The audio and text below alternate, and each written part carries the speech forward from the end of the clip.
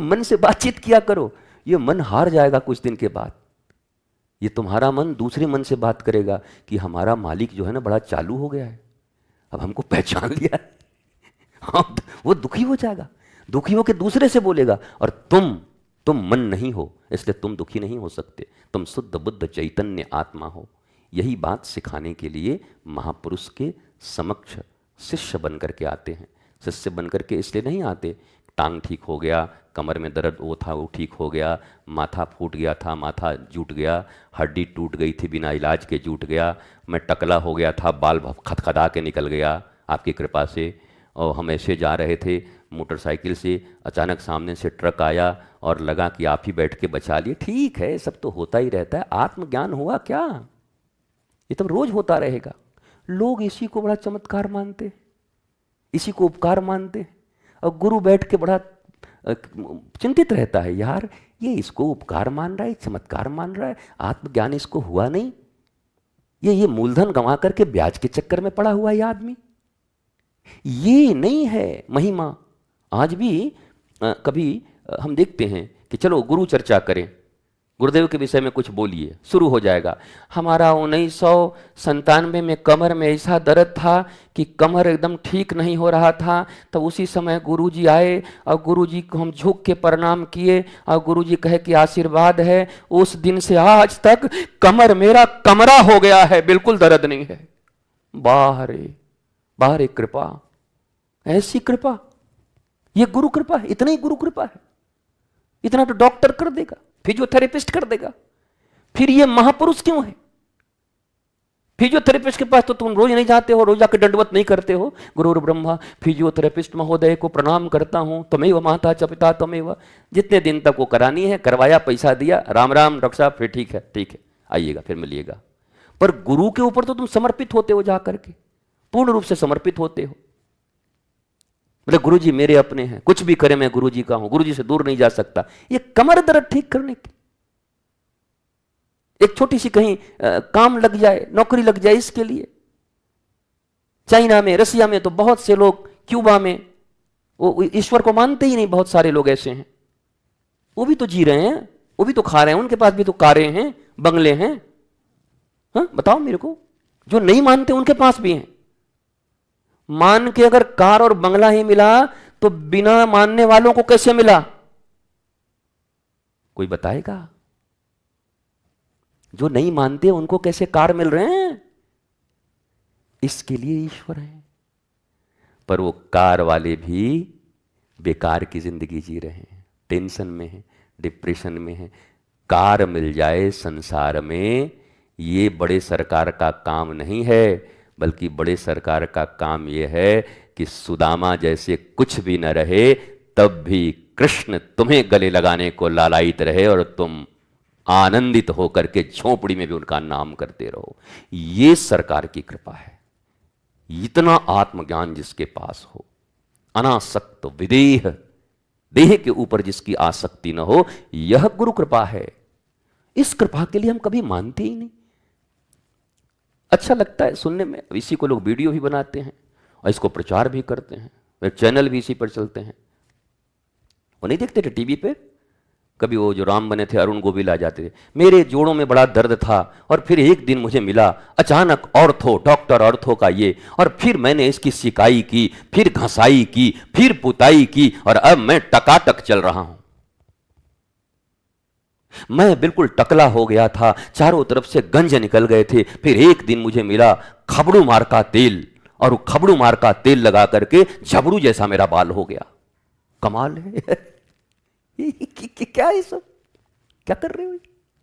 यही गुरु जी को बना दिया है। एक दिन मेरे कमर में बड़ा दर्द था कि अचानक वृंदावन गया, देखा एक आदमी का जटा है और बाहर में फोटो देखा, अचानक आश्रम में घुसे, प्रणाम किया, कहा मेरे कमर में बड़ा दर्द होता है। उन्होंने दंड ऐसे उठाया, उस दिन का दिन है और आज का दिन कमर का दर्द समाप्त। दुनिया में जितने कमर दर्द वाले थे वो दूसरे दिन बाहर आके खड़े हो गए कि हमारी मांगे पूरी करो चाहे जो मजबूरी हो। गुरुजी जल्दी उठो और दंड उठाओ, कमर में दर्द है, नहीं तो हम लोग हमला कर देंगे आपके ऊपर। इसके लिए गुरु है। कमर दर्द, उंगली में दर्द, लॉटरी का नंबर, क्या है ये? कुछ भी हो, अपना परिचय तुम्हें हो जाए, मैं कौन हूं। आत्मज्ञान, तुम्हें दुनिया में कोई दुखी नहीं कर सकता, कोई अभाव तुम्हें झुका नहीं सकता, तुम कभी टूट नहीं सकते। तुम्हारी मुस्कुराहट श्री कृष्ण की तरह हो जाएगी, कभी छूट नहीं सकती। झूठे आशीर्वाद कभी सच्चा गुरु नहीं दिया करता। ये तो बोनस है, उनसे जुड़ जाओगे तो ये सब तो हो जाएगा, साधारण चीजें हैं, होता है। मन से ही तो सारे शरीर के रोग हैं ना। गुरु पर अगर पूर्ण आस्था और विश्वास हो जाता है, मेरे गुरुदेव ऐसे हैं, तो गुरु को देख करके भीतर मैकेनिज्म ऐसी परिवर्तित हो जाती है कि कई रोग ऐसे ही समाप्त हो जाते हैं, हो ही जाएंगे। मन से ही तन का रोग है। पर ये सब क्या है? ये सब बड़ी साधारण चीजें हैं, ये मिल जाएंगी तुम्हें। ये बाई प्रोडक्ट है, बाई प्रोडक्ट। जिंदल का इस्पात का फैक्ट्री है, लोहे का, वो स्टील बनाता है, वो कचरा, वो बुरादा थोड़ी बनाता है, लेकिन राख भी निकलता है उसमें, वो बाई प्रोडक्ट है, निकल गया, कोई केमिकल निकला, उधर बिक गया, उधर बिक गया, पर बना रहा है वो स्टील।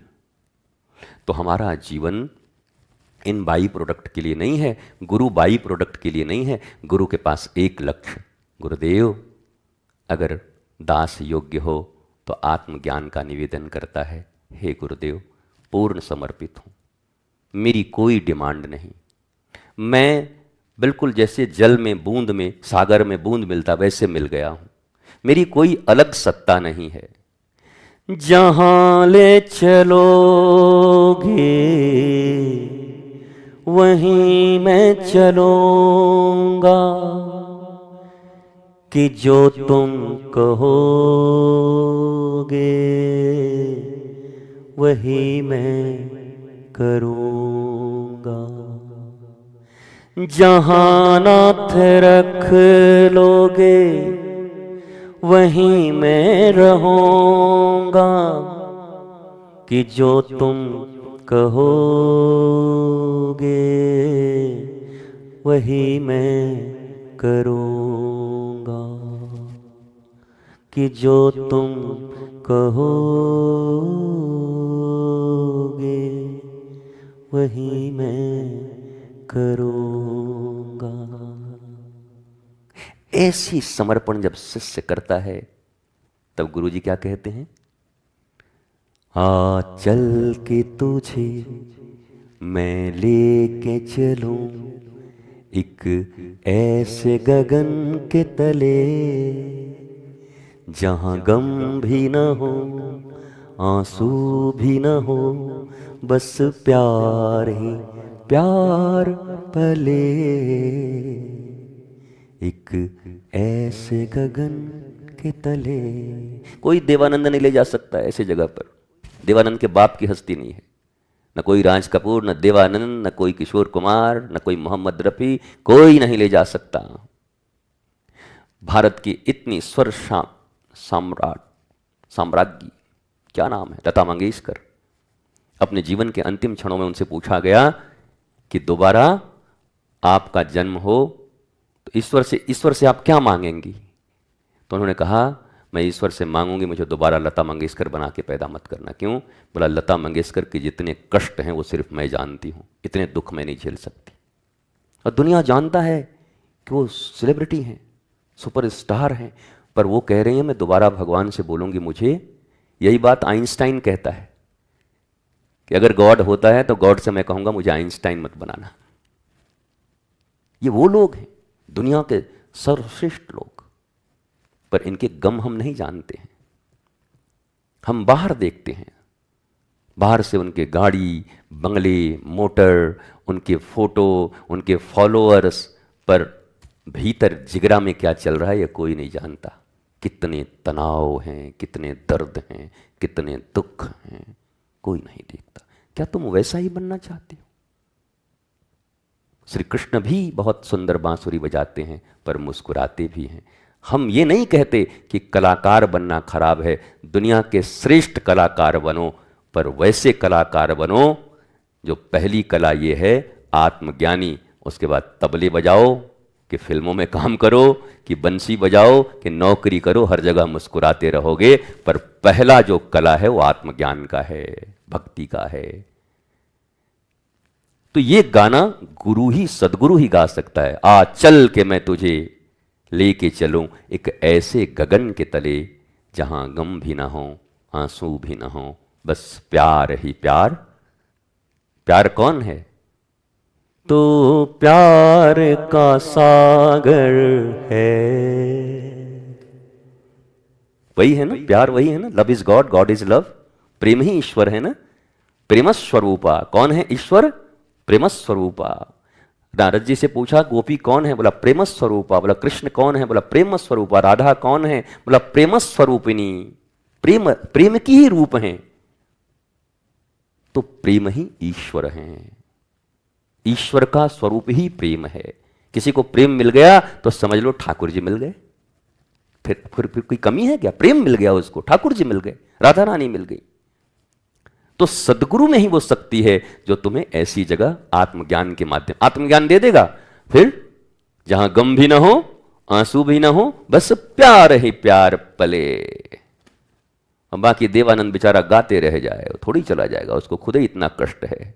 मधुबाला गाते गाते बेचारी इतनी परेशान, मीना कुमारी इतनी परेशान, दिव्या भारती इतनी परेशान, सुशांत सिंह राजपूत इतने परेशान, सारे जितने सेलिब्रिटी तुम जिन कहते हो सब कुछ ना कुछ खींच रहे हैं। कोई ड्रग्स ले रहा है, कोई कुछ कर रहा है, कोई कुछ कर रहा है, क्या पता कितने लोग। 80% लोग कहाँ है मस्ती। नानक साहब से किसी ने पूछा कि पियोगे क्या? नानक साहब पूछा क्या है? बोला माल है, चढ़ाओ। बोला अच्छा क्या होता है? अरे बोला 7-8 घंटे एकदम हवा में उड़ते रहोगे। फिर बोला अच्छा, फिर उसके बाद? बोला फिर टूटेगा नशा। बोला फिर एक बोतल। बोला फिर एक बोतल 8 घंटे के बाद। बोला 1 साल के बाद। बोला 1 साल के बाद फिर एक बोतल में काम नहीं चलेगा, फिर 2-2 बोतल लेना पड़ेगा, क्योंकि शरीर का रेजिस्टेंस पावर बढ़ता जाता है। तो नानक जी ने कहा कि यार अभी पीऊं फिर सुबह उतर जाए, फिर शाम को पीऊं फिर सुबह उतर जाए, ऐसा नशा मुझे नहीं चाहिए। मैंने तो एक ऐसा नशा किया हुआ है कि एक ही बार किया हूं, अभी तक टूटा नहीं है और पूरा जीवन नहीं टूटेगा। बोला क्या? बोला राम नाम खुमारी नान का, नाम का ऐसा नशा मेरे पास है।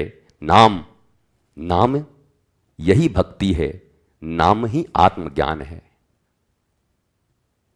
नाम तेरा है तारनहारा,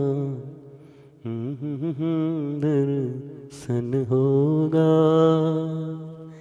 जिसकी प्रतिमा इतनी सुंदर, वो कितना सुंदर होगा। ये नाम ही आत्मज्ञान है। मेरी भी शुभकामना है कि आप सब ऐसे ही आत्मज्ञानी हों, सत्संग के रसिक हों, भक्तों के प्रति आकर्षण हो आपके जीवन में, सतमार्ग पर जो चलते हैं उनके प्रति आप झुकाव रखें, उनका संग रखें, सुसंग रखें। ये बिहारी जी का जगह है ना, यहाँ सबसे प्यारा भजन यही है। हो रसिकों के सुसंग में सदा मैं मस्त रहूं, रसिकों के सुसंग में सदा मैं मस्त रहूं, जग जाल से नाथ बचाए रहो। ओहो बांके बिहारी ये बिनती हमारी, मेरी नजरों से नजर मिलाए रहो। मेरे नैनों से नैना हो, नैना नैना नैना नैना नैना, मेरे नैनों से नैना मिलाए रहो। बिहारी जी ने कहा हम तेरे बाप के नौकर हैं कि तेरे नैने से हम नैना मिलाए रखें? तू मिला, तेरा गरज है। तो भक्त कहता है बिहारी जी हम चंचल हैं, 1 मिनट तुमको देखेंगे, अब बगल में आलिया भट्ट आ जाएगी तो तुमको छोड़ के उसको देखने लगेंगे। आलिया भट्ट आई है क्या? बिहारी जी को नहीं देखेंगे। अभी बांके बिहारी मंदिर चले जाओ और वहां पर को ना दर्शन कर रहे हैं, बोल बांके बिहारी ला, कोई बगल में कहे सचिन तेंदुलकर, सचिन तेंदुलकर। बिहारी जी कहेंगे अरे गद्दार, तू मेरे नेरे तू उसको देख रहा है वहां पर। अगर सेलिब्रिटी पे सेलिब्रिटी आते रहे तो आदमी भूल जाएगा। अब कोई पूछे आज बिहारी जी कैसा कपड़ा पहने थे, अरे तेंदुलकर का चश्मा गजब था यार। अबे तू तेंदुलकर का चश्मा देखने गया था कि बिहारी जी का दर्शन करने गया था, राधा वल्लभ का दर्शन करने गया था, बताओ। तो भक्त ने कहा कि मैं तो चंचल हूं प्रभु, निगाह तुम्हारी तरफ रहेगी, कोई और आ जाएगा आकर्षण तो मुड़ जाएगा, पर मुझे पक्का विश्वास है कि तुम चारों तरफ हो, मेरी निगाह जहां जाएगी उसमें भी मुझे तुम ही नजर आओ, बस ऐसा नजर मिला दो, जिधर देखूं मेरे श्याम मुझे नजर आते हैं, गोपियों की तरह जित देखूं तित श्याममयी है। गोपी कहती है बादल देखूं तब श्याम, भौरा देखूं तब श्याम, मक्खी काला देखूं तब श्याम, रोटी जल जाए तब श्याम। अरे श्याम तू कहां है, कहां का है? श्याम बोले मैं कहां नहीं हूं। कोई भगवान से पूछ रहा ठाकुर जी आप कहां रहते हो? ठाकुर जी बोले कितना बावरा है ये पूछ कि कहां नहीं रहता हूं। कोई ऐसी जगह है जहां मैं नहीं रहता हूं? कोई ठाकुर जी आप कहां रहते हैं? ठाकुर जी अयोध्या में रहते हैं क्या? अरे बावरे, इस दुनिया में कोई ऐसी जगह नहीं जहां मैं नहीं हूं, कण कण में मैं हूं, और तू मुझे एक ही जगह देख रहा है? हर जगह हूं, तेरे भीतर भी हूं, क्यों नहीं देखता? तो अब देखो हमारा तो ऐसा है कि हमें तो रस आने लगता है, हम फिर भूल जाते हैं कि रात है कि दिन है कि सुबह हो जाएगा कि कल हो जाएगा कि परसों हो जाएगा, पर तुम लोग ढलंग जाओगे कुछ देर के बाद में ऐसा करके, महाराज जान मार दिया। और कुछ लोग तो कहेंगे तो जल्दी निकलो निकलो, धीरे धीरे एक एक आदमी की तरफ देख, बोला इसकी तो आदत है, ये तो बोलता रहेगा, निकलो। ये जो लाडली प्रसादम खिलाने के नाम पर लग रहा है खून चूस लेगा ये तो पूरा, हम लोग बेहोश हो जाएंगे तब खिलाएगा क्या ये? तो हमारी तो आदत है, हम तो ऐसे ही बोलते रहेंगे। पर फिर भी हमारी शुभकामना, आप सब ऐसे ही सत्संग करते रहिए। सत्संग में सात्विक सज्जन श्रेष्ठ सद्गुरु जो आत्मज्ञान की बातें करें, इधर उधर की बातें नहीं, केवल दो नंबरी बातें नहीं, केवल तुम्हारे कामनाओं को भड़काएं नहीं, आग में और घी न डालें, बल्कि तुम्हारी उस कामना की अग्नि को धीरे धीरे, अग्नि भड़का हुआ है, पूरा घर जलाने को तैयार है, जिंदगी जलाने को तैयार है। गुरु क्या करते हैं, उस भड़की हुई अग्नि को कम करके एक छोटा सा दीपक, आत्म दीपक जला देते हैं, जिससे चारों तरफ रोशनी ही रोशनी होती है, और तुम्हारे पास भी जो आते हैं उनका भी दीपक जल जाता है। गुरु का काम इतना ही है, उस आग को नियंत्रित कर देते हैं। मस्त रहिए, स्वस्थ रहिए, आनंदित रहिए, आह्लादित रहिए, गुरु के वचनों के राज को समझते रहिए।